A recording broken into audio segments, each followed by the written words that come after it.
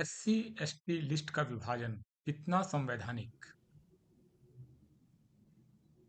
Supreme court के 7 जजों की बेंच इस समय एक फैसला लिखने में लगी हुई है कि एससी और एसटी का विभाजन हो सकता है या नहीं हो सकता है।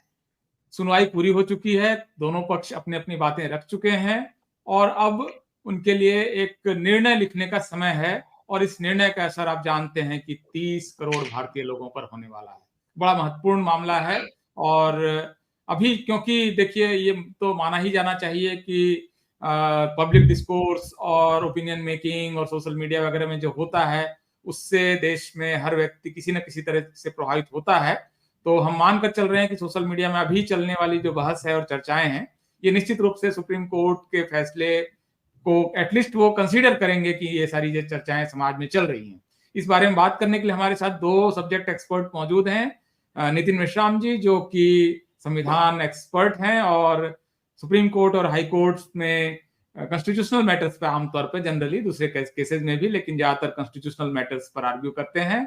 और हमारे दूसरे सब्जेक्ट एक्सपर्ट हैं डॉक्टर अरविंद कुमार, जो इस समय रॉयल हॉलोवे लंदन यूनिवर्सिटी में क्रिमिनोलॉजी और सोशियोलॉजी पढ़ाते हैं, लेक्चरर हैं वहां पर।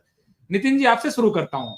ये जो पूरा मामला है, एससी एसटी का विभाजन होना चाहिए या नहीं होना चाहिए, ये सुप्रीम कोर्ट में किस तरह से आया और ये कहां तक पहुंचा है? जनरली क्या दोनों पक्षों के कोर आर्गुमेंट्स हैं? मंडल साहब, शुक्रिया आपका। सबसे इम्पोर्टेंटली हमें ये देखना चाहिए कि ये ओरिजिन कहाँ से हुआ है। तो आप देखेंगे कि आंध्र प्रदेश और तेलंगाना एक समय में एक राज्य हुआ करते थे, लेकिन उसके पहले वो एक राज्य नहीं हुआ करते थे। आज का जो आंध्र प्रदेश है वो क्षेत्र मद्रास प्रोविंस में था, और तेलंगाना जो क्षेत्र है वो हैदराबाद प्रोविंस में था। मद्रास प्रोविंस में ब्रिटिश रूल था, वह इंग्लिश एजुकेशन था, और तेलंगाना क्षेत्र में मुस्लिम रूल था, वहाँ उर्दू शासन था। मुस्लिम शासन में उर्दू लैंग्वेज में एजुकेशन था।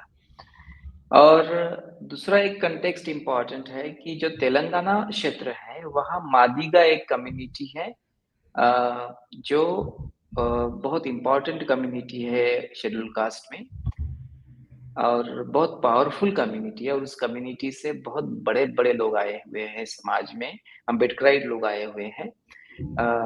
वो कम्युनिटी तेलंगाना के क्षेत्र में बहुत बड़े पैमाने पर, मतलब मेजर कम्युनिटी वो है।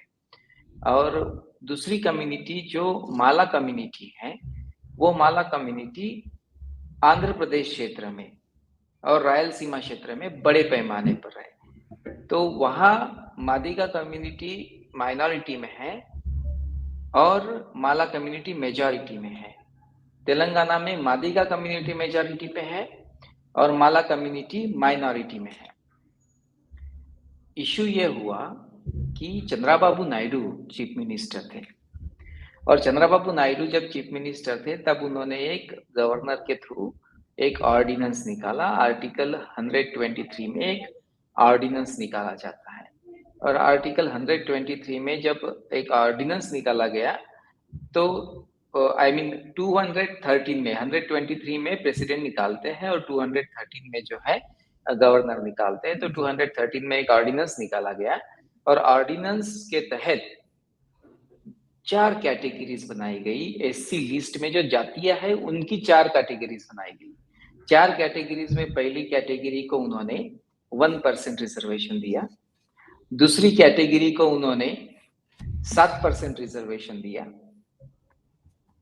जिसमें मादिगा कम्युनिटी है सेकेंड कैटेगरी में 7% के साथ। तीसरी कैटेगरी सी में 6% रिजर्वेशन दिया, जिसमें माला कम्युनिटी है।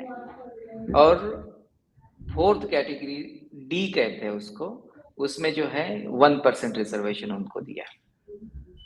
और उन्होंने कहा कि this is the formula of bifurcation, social justice, बहुत सारे नामों से आप जानते हैं, सब क्लासिफिकेशन, ये सब उन्होंने किया। उसको मेरा जो क्लाइंट है मल्लेला वेंकट राव, ये वहाँ शेड्यूल कास्ट एसोसिएशन जो आंध्रा एंड तेलंगाना है उसके प्रेसिडेंट हैं। उन्होंने इसको हाई कोर्ट में चैलेंज किया और हाई कोर्ट ने 5 जजों की बेंच, वहाँ हाई कोर्ट में भी 5 जजों की बेंच ने इसकी सुनवाई की और लिबरान नाम के चीफ जस्टिस वहाँ थे। तो लिबरान नाम के चीफ जस्टिस ने हमारे खिलाफ फैसला दिया और उन्होंने कहा कि बाइफर्केशन परमिसिबल है, लेकिन वहाँ एक दूसरे जज थे, उस जज ने, आई थिंक मुस्लिम समुदाय से एक जज थे, उन्होंने जो है उसके आगे हमारे फेवर में जजमेंट दिया, डिसेंट ओपिनियन दिया। उसको लेकर मल्लेला वेंकटा राव सुप्रीम कोर्ट आए और वो केस ईवी चिन्नैया नाम से जाना जाता है, क्योंकि चिन्नैया जो है वन ऑफ द पिटिशनर वहाँ हाई कोर्ट में था, तो वो पहले केस उन्होंने फाइल किया, तो उनके नाम से वो केस रजिस्टर्ड हुई। तो मल्लेला वेंकटा राव भी वहाँ लीड लॉ पिटिशनर थे सुप्रीम कोर्ट में। वहाँ एक बहुत important EV Chinnaiah constitution bench का जजमेंट आया और कॉन्स्टिट्यूशन बेंच के जजमेंट ने कहा कि आर्टिकल जो पार्ट 16 है कॉन्स्टिट्यूशन का, पार्ट 16 जो ड्राफ्ट कॉन्स्टिट्यूशन में पार्ट 14 हुआ करता था, वो पार्ट 16 जो है, पार्ट 16 में जो आर्टिकल्स है, उन आर्टिकल्स को स्टेट को कॉम्पिटेंस नहीं है, मतलब उस आर्टिकल्स के ऊपर स्टेट किसी भी तरह का कोई कानून नहीं बना सकता। और उसकी वजह से जो है उन्होंने उसको हाई कोर्ट के जजमेंट को खारिज कर दिया और बेसिकली जो बिलाल नाज़की नाम के जो जज थे जिन्होंने डिसेंट ओपिनियन दिया था हाई कोर्ट में, उनका ओपिनियन पार्शियली अफेल कर दिया और उन्होंने कहा कि SC/ST homogeneous class of people है, उनको आप बाइफरकेट नहीं कर सकते, उनका बाइफरकेशन का वहाँ परमिशन नहीं है। तो उन्होंने कहा कि लेजिस्लेटिव कॉम्पिटेंस भी स्टेट को नहीं है, ऐसा उन्होंने जो है जजमेंट दिया उसमें। उसके बाद में जो है वो कई सारे राज्यों में ये सेम चीज रिप्लिकेट हुआ। पंजाब का मॉडल थोड़ा डिफरेंट है। पंजाब में जो मॉडल है वो आप देखेंगे कि अकाली लोग जब सरकार बनाए तो शिरोमणि अकाली दल जब 2006 में उन्होंने 2 कम्युनिटीज जो सिख धर्म को शायद मानने वाली कम्युनिटीज है या फिर उसमें सिंपैथी रखने वाली कम्युनिटीज है शेड्यूल कास्ट की, जो है मजहबी, जो मजहबी का मतलब यह है कि जो सिखों से मजहब रखते हैं, मजहबी कम्युनिटी, और दूसरी एक कम्युनिटी है आई थिंक एक कम्युनिटी आपको याद आ रहा होगा तो आप बता सकते हैं, वाल्मीकि कम्युनिटी, वाल्मीकि, उसको वाल्मीकि कहते हैं। तो वाल्मीकि कम्युनिटी जो है उसकी एक 2 कास्ट की उन्होंने कैटेगरी बनाई और उन्होंने कहा कि जो 50% सीटें होगी इनके लिए रिजर्व नहीं होगी, इनको फर्स्ट प्रेफरेंस दिया जाएगा। यदि इन 2 जातियों में से कोई नहीं मिलता है तो फिर बाकी शेड्यूल कास्ट की जातियों से उनको लिया जाएगा। ये पंजाब का मैटर है, लेकिन उस पंजाब के केस को हाई कोर्ट ने खारिज कर दिया क्योंकि कहा कि वहाँ सुप्रीम कोर्ट का 2004 का ईवी चिन्नैया जजमेंट है, वो इसकी परमिशन नहीं देता है। उसको लेकर वो सुप्रीम कोर्ट आया, जिसका अभी देवेंद्र सिंह नाम का जजमेंट आप लोगों ने देखा, वो इशू सुप्रीम कोर्ट के सामने था। इस तरह से आया है। ओके, ठीक है। अरविंद जी, अब आपसे मैं यहाँ पर एक पूरी चर्चा में आपको शामिल करना चाहता हूँ, और क्योंकि इसका जो हिस्टोरिकल कॉन्टेक्स्ट है वो नितिन जी ने काफी डिटेल में बताया है। अभी मैं आपसे जो जानने की कोशिश कर रहा हूँ वो इसकी सिर्फ और सिर्फ कॉन्स्टिट्यूशनलिटी पर आपसे एक आपका फर्स्ट जो इम्प्रेशन है वो मैं जानने की कोशिश करूंगा, तो प्लीज आप बताइए। जी, सबसे पहले मैं जो है जो नितिन जी ने जहां से खत्म किया है वहीं से शुरू करता हूं कि पंजाब सरकार ने ये प्रोविजन कर दिया कि जो है शेड्यूल कास्ट की 2 जातियों को, वाल्मीकि और मजहबी जातियों को 50% रिजर्वेशन सीटों पे वरीयता दी जाएगी। इसको जो है इसे आर्टिकल 15 में कास्ट, रिलीजन, रेस, जेंडर और इथनिसिटी के बेस पे डिस्क्रिमिनेशन को बैन किया गया है।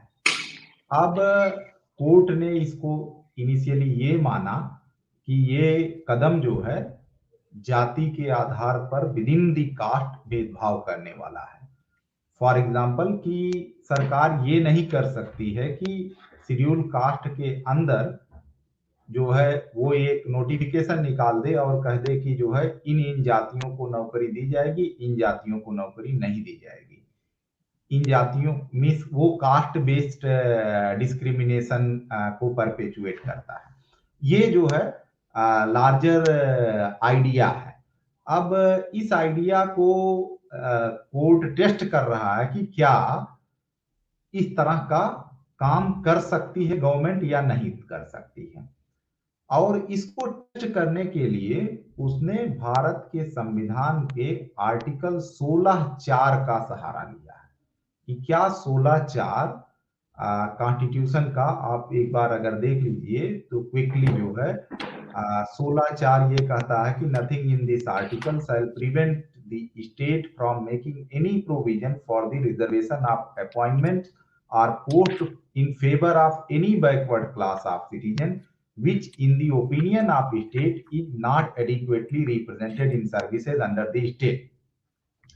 So ये मीन्स पंजाब सरकार का कहना है कि हमको इस आर्टिकल के तहत पावर है कि या बाकी राज्यों का कि हम शेड्यूल कास्ट की में जो जातियां बैकवर्ड हैं, जो कम बैकवर्ड हैं, जो या जो ज्यादा बैकवर्ड हैं, उनको हम जो है मीन्स उन्हें हम पावर उनको हम प्रेफरेंस दे सकते हैं या उनके लिए सीट रिजर्व कर सकते हैं, जिसे हम जो है सब क्लासिफिकेशन कहा जा रहा है कि हम उनको उनके लिए कुछ सीटें रिजर्व कर सकते हैं। ये एक मोटी मोटी अंडरस्टैंडिंग, मतलब ये मोटा मोटा क्लेम है अलग अलग राज्यों का, जो कि जो है वो मीन्स इस क्लेम के बेसिस पर आर्गुमेंट वो दे रहे हैं।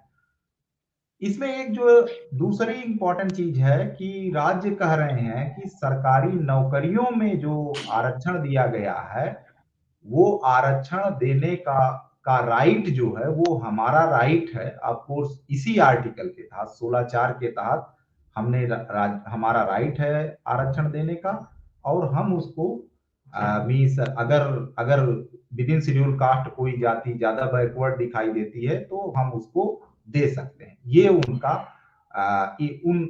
उन स्टेट्स का जो है आर्गुमेंट है। नाउ इसमें प्रॉब्लम ये है कि इस पूरे आर्गुमेंट में प्रॉब्लम ये है कि शेड्यूल कास्ट जो है वो शेड्यूल कास्ट की जो सूची है वो आर्टिकल 341 के तहत जारी की गई है।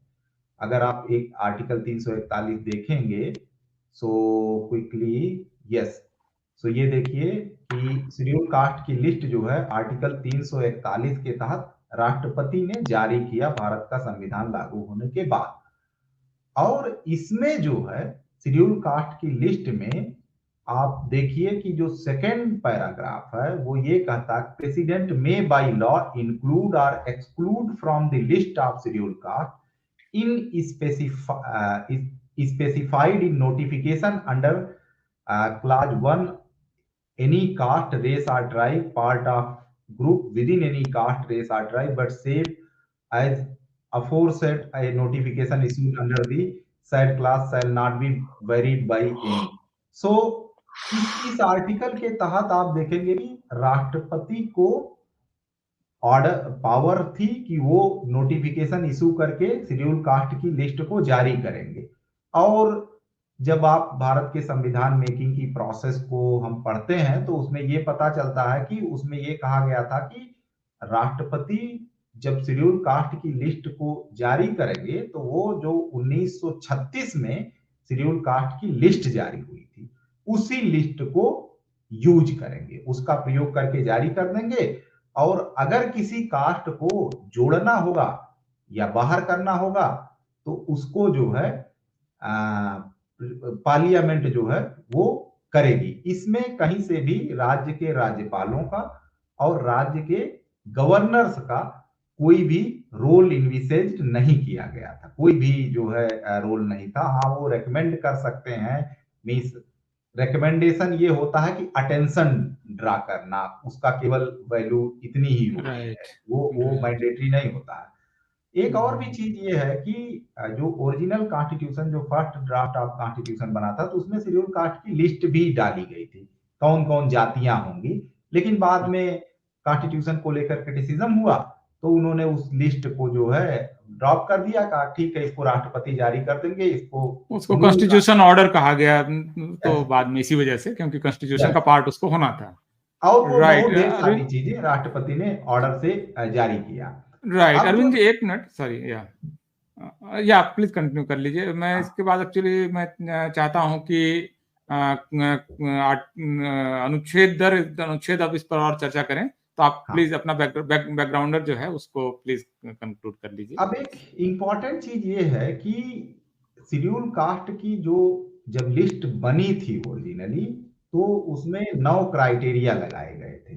उस 9 क्राइटेरिया में अगर 1950 में जब कॉन्स्टिट्यूशन बना, उसमें संविधान सभा में कहा गया कि राष्ट्रपति जब लिस्ट जारी करेंगे तो वो लिस्ट जो है जो 1936 में बनाई गई थी, वो वही लिस्ट यूज करेंगे, उसी को जारी करेंगे। 1936 की लिस्ट बनाने के लिए 9 क्राइटेरिया यूज किए गए थे। उस क्राइटेरिया में बैकवर्डनेस कोई भी क्राइटेरिया नहीं था। एजुकेशनल और सोशल बैकवर्डनेस जैसा कोई क्राइटेरिया नहीं था। उस समय 9 क्राइटेरिया जो थे, वो 9 क्राइटेरिया अनटचेबिलिटी से रिलेटेड थे। और जब डिबेट हुआ कि जो है कॉन्स्टिट्यूएंट असेंबली में, तो उसमें तमाम सदस्यों ने ये कहा कि शेड्यूल कास्ट और शेड्यूल ट्राइब अनटचेबिलिटी की वजह से बैकवर्ड है, ना कि जो है बैकवर्डनेस की वजह से अनटचेबल है। ये उल्टा नहीं था। मींस अनटचेबिलिटी की वजह से शेड्यूल कास्ट को बहुत ढेर सारी समस्याएं झेलनी पड़ी हैं, कि मींस उनके साथ बैकवर्ड। अरविंद जी, इस पर हम लोग फिर आगे और कंटिन्यू करेंगे। आप अपने थॉट्स थोड़ा होल्ड कीजिए। एक बार मैं नितिन जी को यहाँ फिर से चर्चा में लाना चाहता हूँ, और नितिन जी से मैं जो समझने की कोशिश करूंगा उन आर्गुमेंट को जो उन्होंने सुप्रीम कोर्ट में संविधान पीठ के सामने रखा और जिसको लेकर इतनी चर्चा है। नितिन जी, आप आर्टिकल 16(4) और 335 इनके बीच का जो आपने जिस तरह से इनको अलग अलग तरीके से देखा और इसको आर्ग्यू किया, उस आर्गुमेंट को आप प्लीज नटसेल में हमें बताइए कि आपका क्या आर्गुमेंट है। देखिए, कॉन्स्टिट्यूशन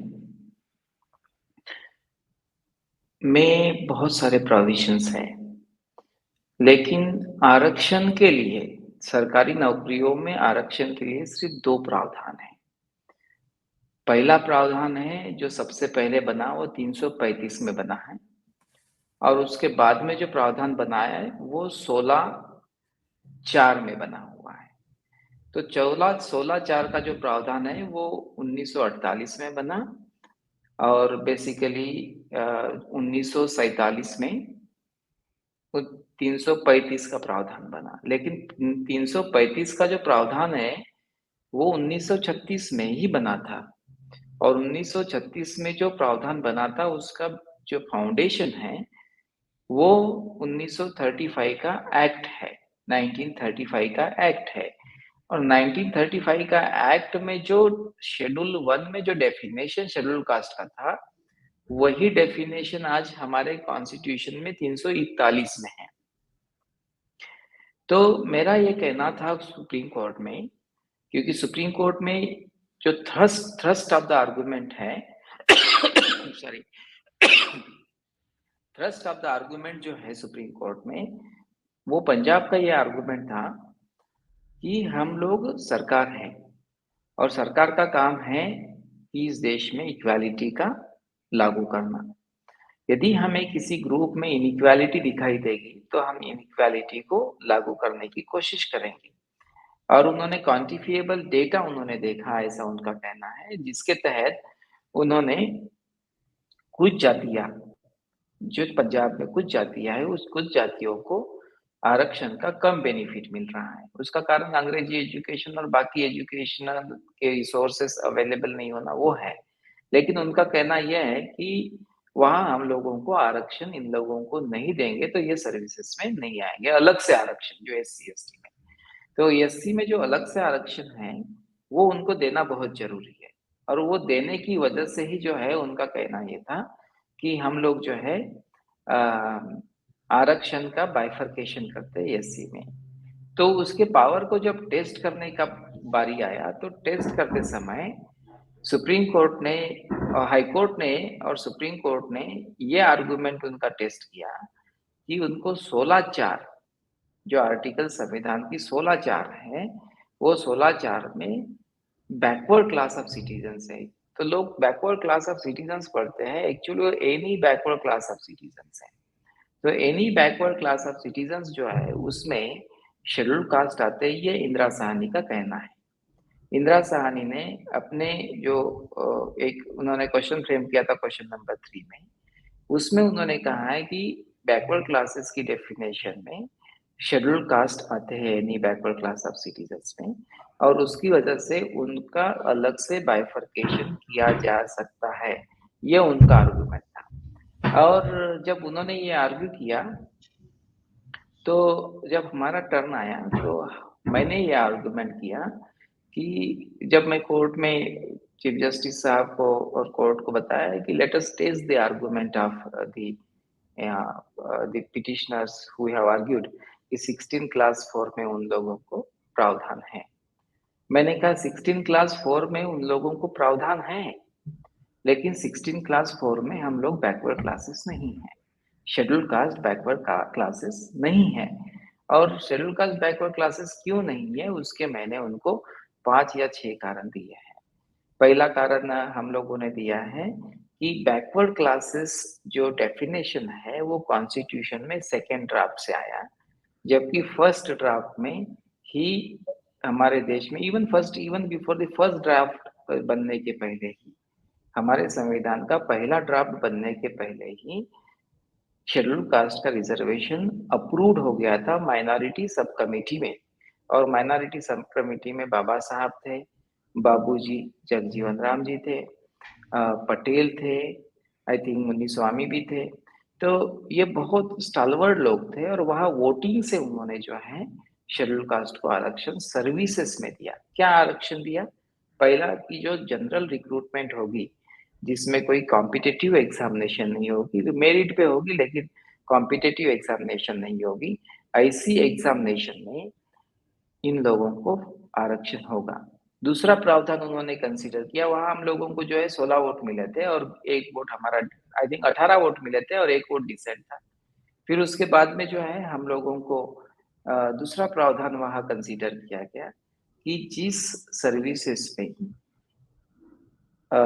जो कॉम्पिटिटिव एग्जामिनेशन से सिलेक्शन होता है जिस सर्विसेज के लिए, जैसे यूपीएससी है, पीएससी से स्टेट की, उसके तहत, या फिर रिक्रूटमेंट बोर्ड्स है, सिलेक्शन बोर्ड्स है, उस बोर्ड्स के थ्रू यदि जब इनका सिलेक्शन होगा कॉम्पिटिटिव एग्जामिनेशन से, तो उसमें भी क्या इन लोगों को आरक्षण मिलना चाहिए।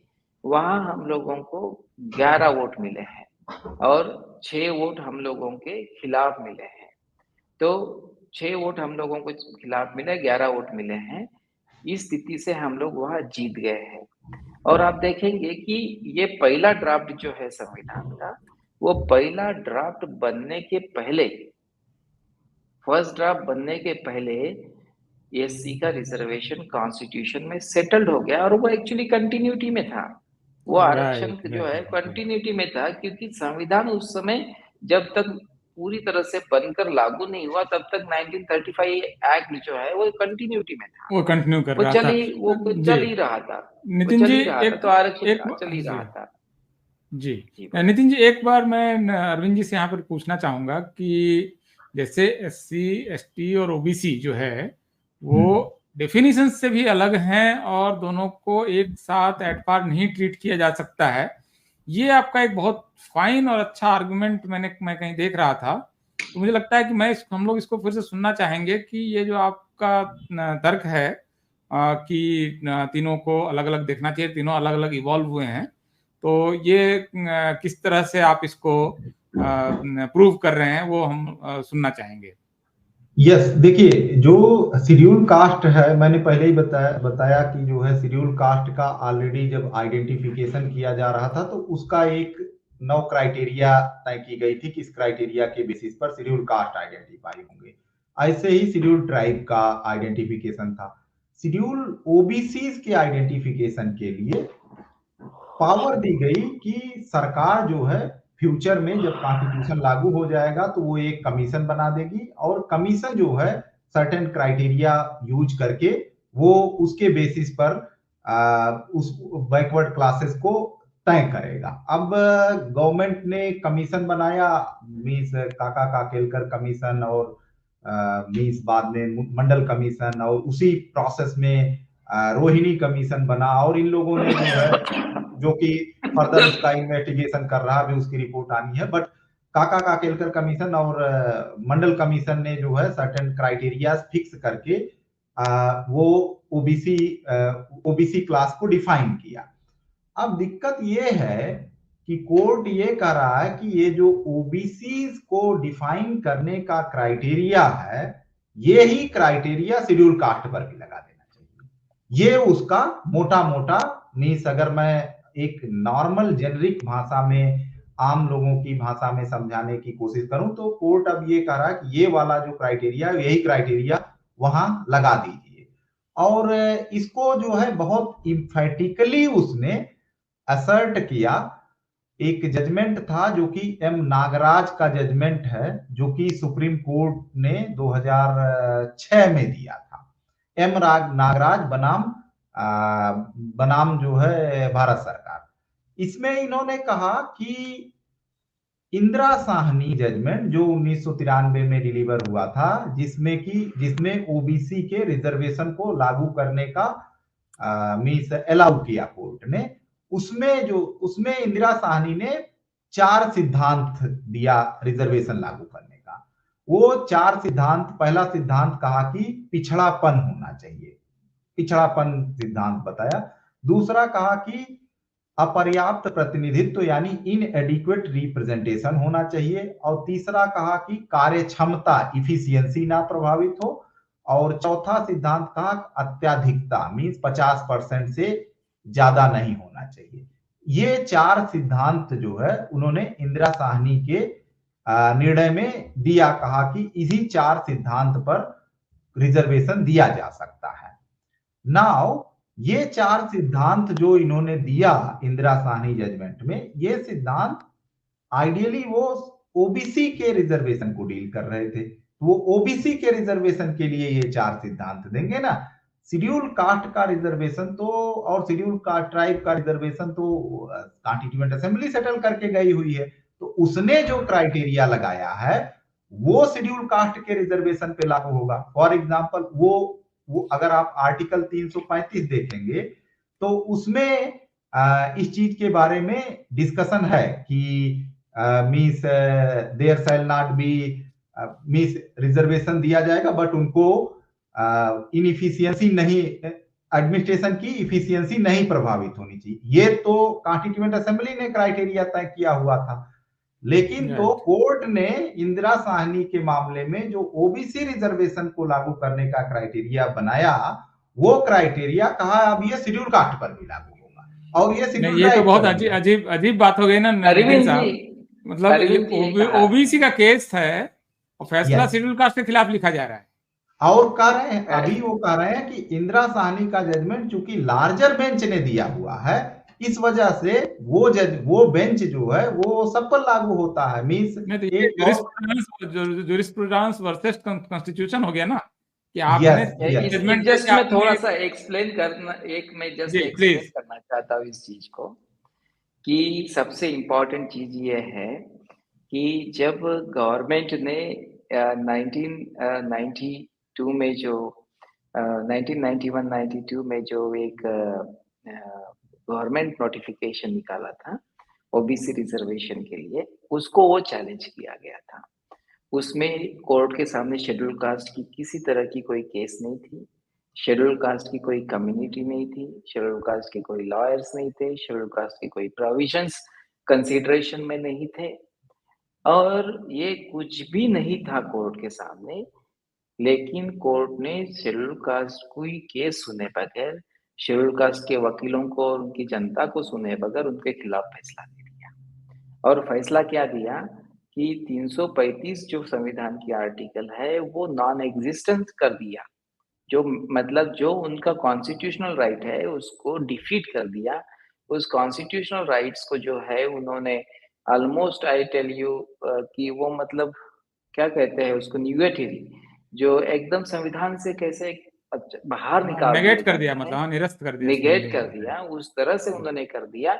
और टू माय अटर जबकि केस ही नहीं था शेड्यूल कास्ट का, वहां पर लॉ का क्वेश्चन भी नहीं था। आप मुझे बताइए, एक सिंपल सी बात है, हम लोग 3 लोग हैं, 3 लोगों में से 2 लोगों की फाइट चल रही है, मंडल साहब की और मेरी फाइट चल रही है, अरविंद जी बाहर है फाइट से, और हम लोग कोर्ट में चले जाते हैं, तो कोर्ट आपकी और मेरी केस सुन रहा है लेकिन फैसला अरविंद जी के खिलाफ दे रहा है। That is what the Indira Sawhney judgment is.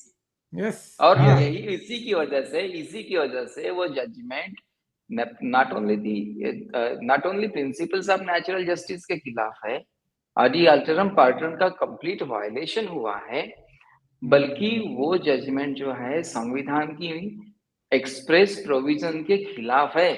नहीं, मैं तो कहूँगा मिलीशियस है, मतलब ये हेट्रेड भी है इसमें, मतलब आप एक कम्युनिटी के खिलाफ फैसला देना का तय कर रखा है, केस बेशक आपका उसके खिलाफ नहीं आया है, केस उसके बारे में आया नहीं। बताइए आपको एक इम्पोर्टेंट एस्पेक्ट मैं आपको बता रहा हूँ कि जो सुप्रीम कोर्ट में जिसको चैलेंज किया गया था ओबीसी आरक्षण, उसमें रिजर्वेशन इन प्रमोशन का कोई मसला ही नहीं था, मतलब उस समय तक तो यस कोई ओबीसी के लिए रिजर्वेशन इन प्रमोशन लागू ही नहीं हुआ था। हाँ, वो डिमांड भी तो डायरेक्ट रिक्रूटमेंट में प्रमोशन, डायरेक्ट रिक्रूटमेंट में आरक्षण मिला था, उनको प्रमोशन में आरक्षण नहीं मिला था।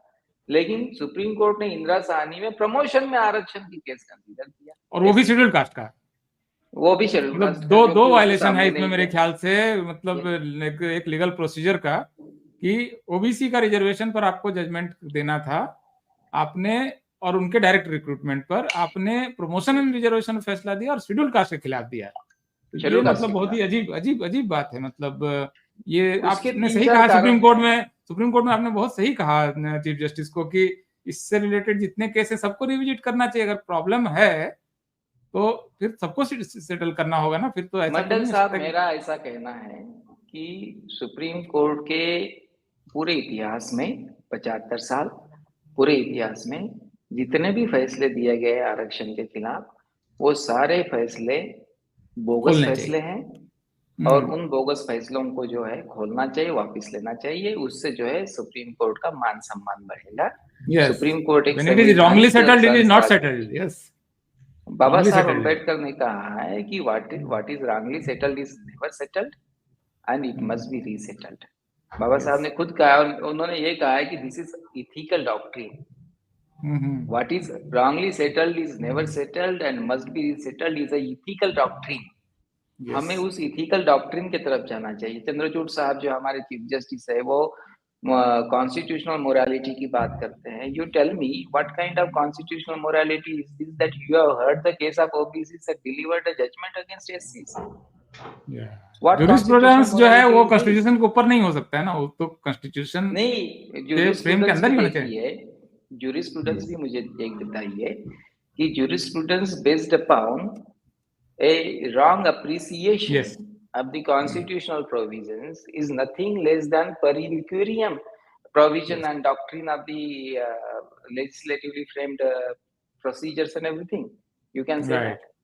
Right. अरविंद जी, एक दूसरा एस्पेक्ट पर मैं आपसे, आप कुछ कहना चाह रहे थे क्या? मैं कहना ये चाह रहा था कि इन्होंने जो कॉन्स्टिट्यूशन का आर्टिकल 335 है उसमें एक में जो 4 क्राइटेरिया निकाले हैं कि रिजर्वेशन को लागू करने के 4 क्राइटेरिया बता दिया है कोर्ट ने। कहा पिछड़ापन, अपर्याप्त प्रतिनिधित्व, कार्य क्षमता और अत्याधिकता, ये 4 क्राइटेरिया सुप्रीम कोर्ट ने अब कहा कि ये 4 जो है क्राइटेरिया रिजर्वेशन लागू करने के लिए। इसमें नागराज में कहा, नागराज केस में, और उन्होंने निकाला उसको इंदिरा साहनी से, इंदिरा साहनी से ये निकल के आता है, ये 4 क्राइटेरिया होगा। अब इस 4 क्राइटेरिया में मोस्ट इंपॉर्टेंट देखिए कि पिछड़ापन, अपर्याप्त प्रतिनिधित्व और अत्याधिकता, ये 3 प्रिंसिपल उन्होंने सिर्फ आर्टिकल 16 से निकाले हैं और कार्य क्षमता आर्टिकल 335 से निकाला है। ठीक, तो 335 जो शेड्यूल कास्ट को राइट था, वो राइट जो है उन्होंने वहां से केवल एक प्रिंसिपल निकाला और उठा के दोनों को, जो राज्यों के राइट्स थे आर्टिकल 335 में और जो शेड्यूल कास्ट और शेड्यूल ट्राइब का राइट है 335 में, दोनों को मिला के एक जो है एक पूरा पैकेज बना दिया। और पैकेज बना के जो है कह रहे हैं अब ये 5 क्राइटेरिया आप पूरा करिए तब आपको रिजर्वेशन दिया जाएगा। ये जजमेंट मंडल साहब, मेरा एक सवाल आप दोनों से है कि जो मंडल कमीशन में जजमेंट आया, जो लोग कहते हैं कि आरक्षण तो संवैधानिक अधिकार है 16(4) में, तो 16(4) में एससी को लाने की वजह से एससी लोगों का आरक्षण खत्म हुआ कि आबाद हुआ? नुकसान हुआ ना, 16(4) में नुकसान हुआ। नहीं, एक चीज इसमें और भी अरविंद जी आप कंटिन्यू कीजिएगा, सिर्फ मैं एक लाइनर कहना चाह रहा हूं कि अगर 16(4) से आरक्षण आया है तो ओबीसी का आरक्षण 1950 से क्यों नहीं लागू हुआ? इसका मतलब है कि आर्टिकल 335 से आया है, 16(4) से नहीं आया है। बिल्कुल, ये नितिन जी बिल्कुल सही मेरे ख्याल से आर्ग्यू कर रहे हैं कि 16(4) अगर आरक्षण को राइट की तरह अगर आप उसको देखें, अगर होता तो ओबीसी का आरक्षण लागू हो जाता ना 1950 से 1993 तक और 92 तक क्यों वेट करना पड़ा है? तो इसका मतलब है कि जी अरविंद जी आप प्लीज कंटिन्यू कीजिए। सॉरी। हाँ, मैं ये कह रहा था कि जो ये 4 क्राइटेरिया इन्होंने बताए नागराज में, ये 4 क्राइटेरिया को जब जो है चैलेंज हुआ दोबारा, तो एक जर्नैल सिंह जजमेंट है, उसमें ये कहा कि शेड्यूल कास्ट को बैकवर्डनेस प्रूव करना नहीं पड़ेगा, क्योंकि जब उनको जो है जिस किसी को शेड्यूल कास्ट लिस्ट में डाल दिया गया तो प्रिज्यूम माने जाएंगे कि वो बैकवर्ड है। ठीक, सो बैकवर्ड जो है उन्होंने प्रिज्यूम मान लिया गया कि मतलब अब आपने उनको अगर नागराज के जजमेंट में ये कहा, जनरल सिंह के जजमेंट में कहा कि शेड्यूल कास्ट को बैकवर्ड प्रिज्यूम मान लिया जाएगा पूरी शेड्यूल कास्ट को, तो फिर आप अचानक से फिर कैसे कहना शुरू कर देंगे कि जो है उसमें भी कुछ लोग कम बैकवर्ड हैं, कुछ लोग ज्यादा बैकवर्ड हैं। यस, और एक बात नहीं, और उसके इम्पोर्टेंटली कोर्ट ने कहा कि बैकवर्ड मान लिए जाएंगे लेकिन उनके ऊपर क्रीमी लेयर लगेगा। हाँ, इसके बाद ये भी कहा कि क्रीमी लेयर चूंकि इक्वलिटी का प्रिंसिपल है, इस वजह से क्रीमी लेयर लगेगा। और अगर सरकार, केवल यही नहीं कहा क्रीमी लेयर लग सकता है, ये भी कहा कि अगर सरकार नहीं लगाएगी तो हम एज ए कॉन्स्टिट्यूशनल कोर्ट लगा सकते हैं। ये जर्नैल सिंह में उन्होंने कहा। नहीं, तो इसका मतलब हुआ कि आपने सबसे पहले तो 16(4) में ले जाके उसको कमजोर किया इंदिरा साहनी में, और वहां 16(4) चूंकि आपका अब कॉन्स्टिट्यूशन बेंच का जजमेंट है, उस जजमेंट से आप उसके बाद आप अपना छोटे छोटे जजमेंट निकालते रहिए और उसके बाद लोगों को परेशान करते रहिए। तो ये ये तो मतलब बहुत ही मतलब इंटेंशनलिटी का भी क्वेश्चन है। मंडल साहब मेरे पास एक थीसिस है और मुझे लगता है कि ये बहुत नई थीसिस है, और वो थीसिस ये है कि बामसेप और बीएसपी को एससी एसटी ओबीसी के कर्मचारी चला रहे थे। एससी एसटी के ज्यादातर तो एससी एसटी के कर्मचारी चला रहे थे बामसेप और बीएसपी को, मान्यवर कांशीराम जी के समय में। उस कर्मचारी जो चला रहे थे उनको खत्म करना इसका मकसद है इस जजमेंट का।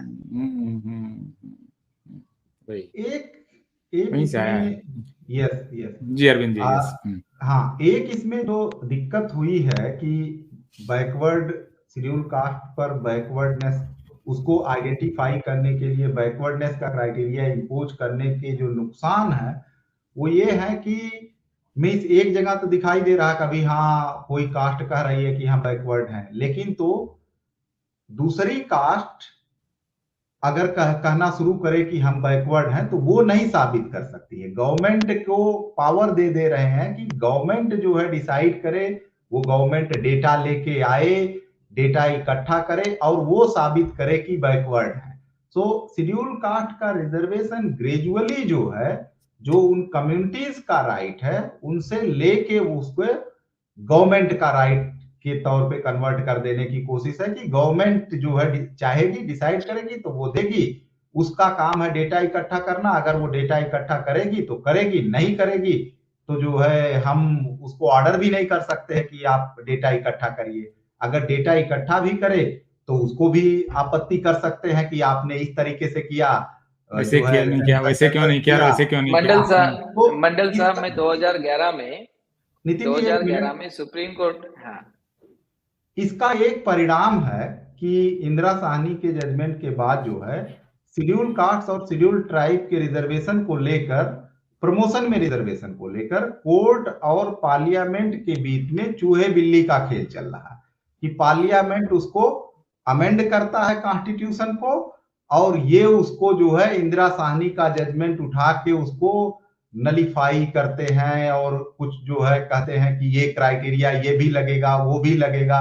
तो इसका आउटकम ये है कि नागराज जजमेंट आया, आप समझिए कि उसने और जजमेंट और केसेस को बढ़ाया, फिर उन्होंने जरनैल सिंह पे जजमेंट वही लाया, वही अब कोई वकील अगर आरक्षण के खिलाफ खड़ा होगा तो उसके पास अब 3 जजमेंट हैं, तीनों का उसका चौथा जजमेंट आएगा। तो मतलब ये जजमेंट का लोड जो है ये डाल दिया गया है। और कुल मिलाकर जो ये नितिन जी बहुत इंपॉर्टेंट बात कर रहे हैं कि 16(4) में लोग कह रहे हैं कि ये तो फिर फंडामेंटल राइट हमने आपके लिए बना दिया, जिस टाइप से अभी जजेज कह रहे थे। तो भाई 16(4) बना देने के बाद तो आपने अल्टीमेटली रिजर्वेशन खत्म किया ना। 16(4) का फायदा देते तब तो समझ में आता कि ये शेड्यूल कास्ट को या शेड्यूल ट्राइब को फायदा हुआ। आपने तो शेड्यूल कास्ट में लाके और उनका पूरे हक मारना शुरू कर दिया ना। तो नहीं, मुझे एक सवाल मंडल साहब आपसे मैं पूछना चाहता हूँ कि जब रिजर्वेशन इन प्रमोशन नहीं होगा करके सुप्रीम कोर्ट ने जजमेंट दिया, और क्या जजमेंट दिया कि सर्विसेज में आरक्षण होना चाहिए, ऐसा 16(4) में लिखा हुआ है। उन्होंने कहा कि SC ST जो है वहां आते हैं 16(4) में। अब 16(4) को यदि पढ़ के दिखाया जाए तो बहुत सिंपल आर्टिकल है कि nothing in this article shall prevent the state from making any provision for the reservation of appointments और post in favor of any backward class of citizens, which in the opinion of the state is not adequately represented in the services under the state. अब important aspect ये है कि इसमें कहा है कि reservation of appointments R post in favour of any backward class of citizen. तो reservation कहाँ दिया गया है कि सर्विसेज में रिजर्वेशन दिया गया है, यहाँ पे मतलब सर्विसेज में अपॉइंटमेंट्स जो होगी। अब आप मुझे बताइए, इन्होंने कहा है कि प्रमोशन से जो अपॉइंटमेंट होती है वो अपॉइंटमेंट इसमें नहीं मानता है। अब मुझे समझ में नहीं आता कि कौन जज है जो ये कहता है कि सर्विसेज मतलब रिक्रूटमेंट जब होगी तो रिक्रूटमेंट जो है वो प्रमोशनल रिक्रूटमेंट को रिक्रूटमेंट मानने से मना करता है और डायरेक्ट रिक्रूटमेंट को रिक्रूटमेंट मानता है। और फिर वही जो है आर्टिकल 309 में जाता है। 309 में जो है रिक्रूटमेंट एंड सर्विस कंडीशंस के रूल्स बनाने के पावर है को स्टेट को, मतलब प्रेसिडेंट को और पार्लियामेंट को। तो वो कहता है कि वहाँ रिक्रूटमेंट कंडीशंस जहाँ वर्ड इस्तेमाल हुए हैं वहां पे कहता है कि वो तो प्रमोशन के रूल बना सकता है। तो ये मुझे लगता है बहुत जम्बलिंग कर रहा है, इधर से उधर उधर से उधर। जो मदारी का डांस होता है वो SC ST के अधिकार छीनने के लिए जो है ना, बहुत मदारी के डांस ये लोग जज लोग कर रहे हैं। तो मेरा एक सवाल ये है, तो मैं सवाल की तरफ आ रहा हूँ कि सवाल ये है कि सपोज पार्लियामेंट ने इंटरवीन करके यदि कॉन्स्टिट्यूशनल अमेंडमेंट्स नहीं लाई होती तो SC ST के अधिकार खत्म होते कि रहते? हाँ वही तो, मतलब लोगों को लग रहा है कि संविधान को मतलब सरकार खत्म करे। यहाँ पर तो आप देख ही रहे हैं कि क्या हो रहा है, किस तरह से कोर्ट जो है वो कॉन्स्टिट्यूशनल राइट्स को वायलेट कर रहा है।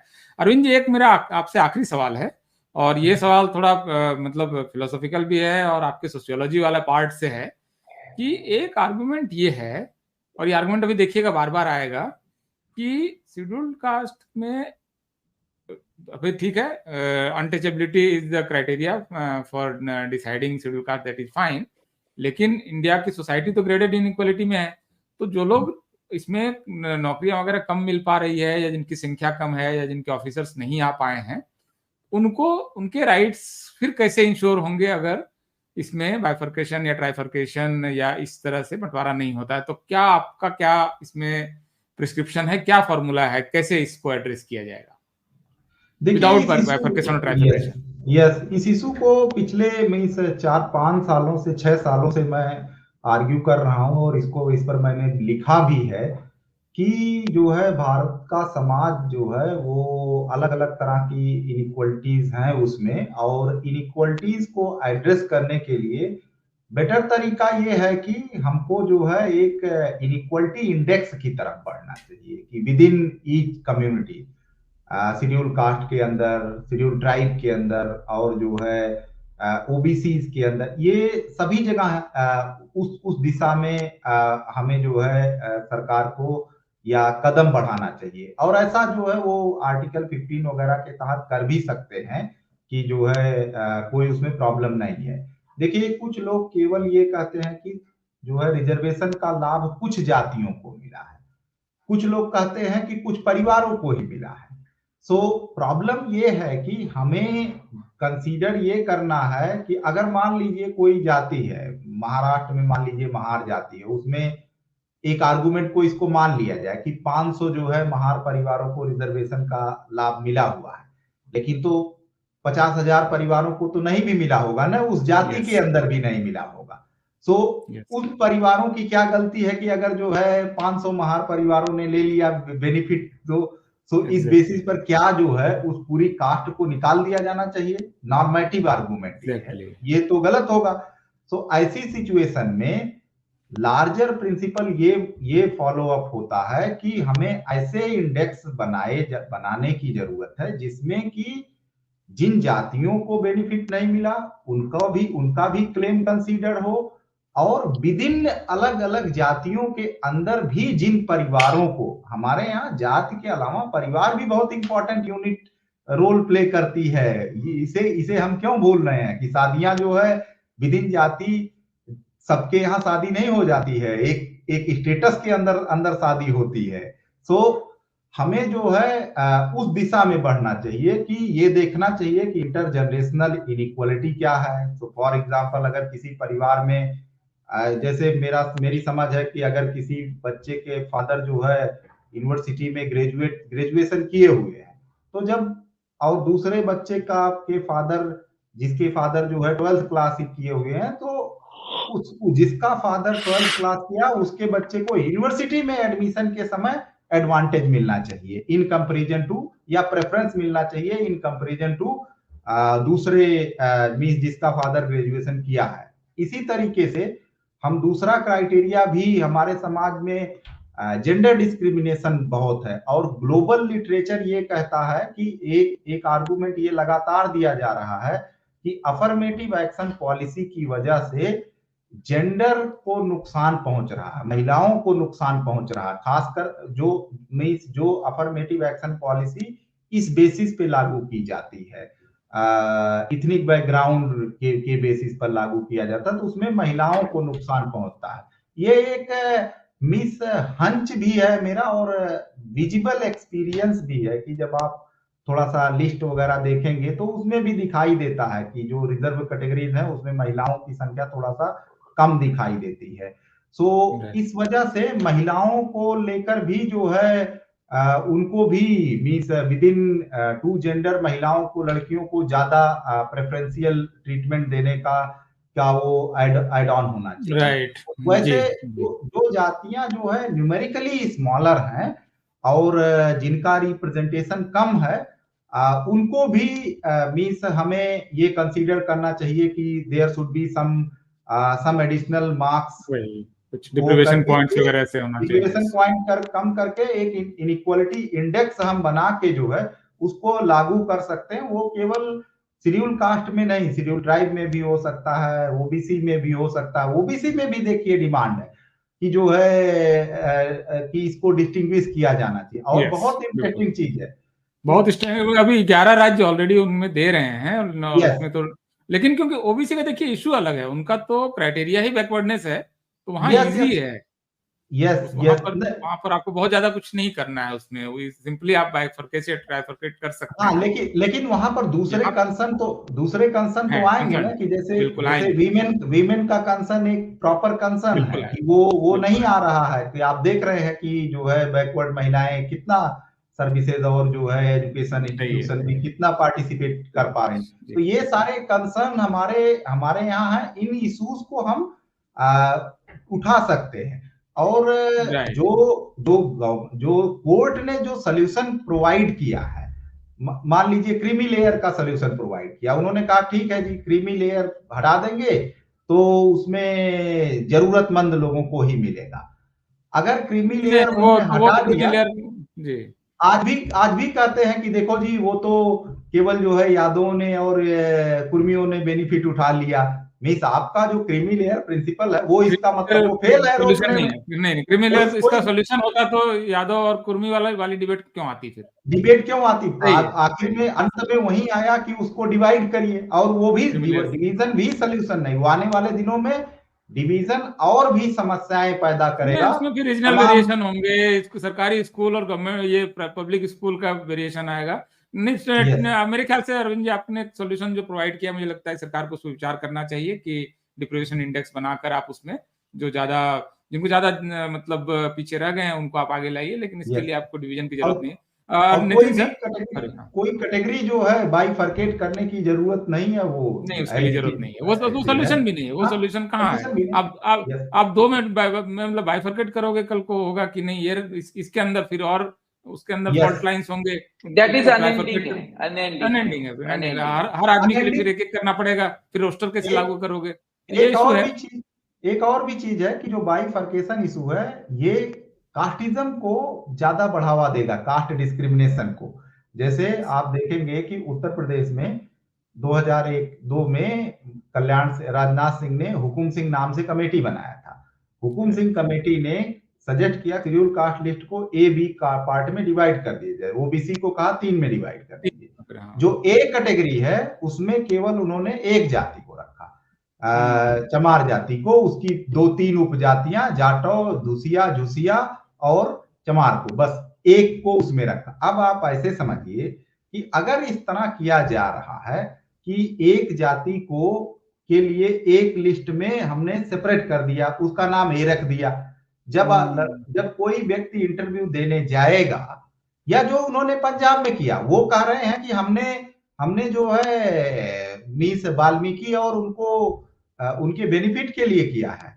वो उसको दूसरा एंगल भी है देखने का, कि आप क्यों नहीं देख रहे हैं कि जब कोई शेड्यूल कास्ट का कैंडिडेट मान लीजिए कहीं इंटरव्यू में दे जाता है, खासकर ये इंटरव्यू वगैरह में बहुत ज्यादा चलता है, तो कैंडिडेट की आइडेंटिटी बिल्कुल आप लोकेट कर दे रहे हैं कि अगर आप कैटेगरी के भी नीचे चले जा रहे हैं, आप कैटेगरी के नीचे एकदम उसको मिस फिक्स कर दे रहे हैं कि नहीं, पिन पॉइंट कर रहे हैं कि देखो ये कैंडिडेट तो वाल्मीकि समुदाय का ही है, और जो कि स्ट्रिक्टली आर्टिकल 15 का वायलेशन है कि कास्ट बेस्ड डिस्क्रिमिनेशन स्टेट कैसे परपेचुएट कर सकता है। राइट अरविंद जी, मुझे लगता है कि आपने कुछ बहुत इंपॉर्टेंट सवाल उठाए हैं, और मुझे लगता है कि इस पर बातचीत और आगे भी जारी रहेगी।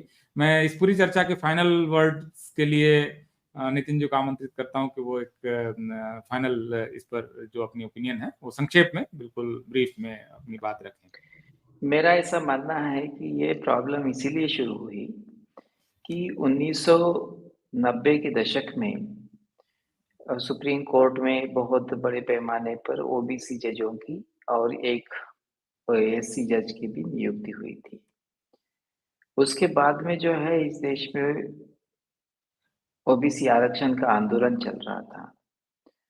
फिर आप देखेंगे कि उसी समय इस देश में बहुत बड़ा एक आंदोलन बहुजन पॉलिटिक्स का चल रहा था, जो सामाजिक आंदोलन के साथ साथ एक राजनीतिक आंदोलन भी था। और तीसरी आप इम्पोर्टेंट चीज देखेंगे कि सारी पार्लियामेंट और सरकारें जो है हंग बन रही थी। मतलब देश में 35-40 साल के बाद में पहली बार सरकारें जो है बिना मेजॉरिटी की बन रही थी, जो ओबीसी और दलित पार्टियों के समर्थन के भरोसे पर जिंदा थी। ऐसे सिचुएशन में सुप्रीम कोर्ट ने ये फैसले दिए हैं। ये फैसले सुप्रीम कोर्ट ने इसीलिए दिए, ये मेरा आरोप है, इसीलिए दिए हैं। हो सकता है कि ये जजों का उस समय का टेम्परामेंट और उनका जो है सोशल मिलियू देखना चाहिए। उन्होंने इसलिए दिए कि वो पार्लियामेंट को कंट्रोल करके आप लोगों को बाहर करने का, सिस्टम से बाहर करने का प्रयास कर रहे थे। तो पार्लियामेंट को बाहर करने के लिए उन्होंने कॉलेजियम सिस्टम के थ्रू जजेस बनाया और जजेस बनाकर जो है पार्लियामेंट के ऊपर कंट्रोल करने की कोशिश किया। और वहाँ जो है प्राइम मिनिस्टर को प्राइम मिनिस्टर माना ही नहीं। फिर आप जो बामसेफ और बीएसपी आंदोलन ये कर्मचारी चला रहे थे, तो उन लोगों का जो बेस है, उस बेस को ही जड़ से खत्म करने की कोशिश करने का ये प्लान था। तो वहाँ वो उन्होंने बेस खत्म करने के लिए ये ओएससी एसटी को जो है 16 क्लास 4 में लेके आए। और फिर आप देखेंगे कि उसी पीरियड में जो है एंटी डिफेक्शन लॉज में ऐसे एकदम गलत सलत जजमेंट्स आने शुरू हुए इस देश में। तो आप देखेंगे कि मायावती की सरकार गिराई गई और वो जजमेंट तब आया जब दूसरा इलेक्शन हो गया 10 सालों के बाद। तो 10 सालों के बाद मायावती की पार्टी जीत गई, लेकिन उसका फायदा कुछ नहीं हुआ। तो इस तरह के जो है सुप्रीम कोर्ट ने इस देश की लोकतंत्र को डिफीट करने के लिए ये काम किया है और उसकी वजह से ये जो जजमेंट आरक्षण के ऊपर दिए गए वो सारे बोगस जजमेंट है। इस बोगस जजमेंट का विरोध होना चाहिए। राइट। यही मुझे शुक्रिया कहना है। शुक्रिया शुक्रिया शुक्रिया नितिन जी। मुझे लगता है जी। कि जो दर्शक हैं उनको और सुनने वाले हैं उनको इस पूरे मामले को समझने में इससे आसानी हुई होगी।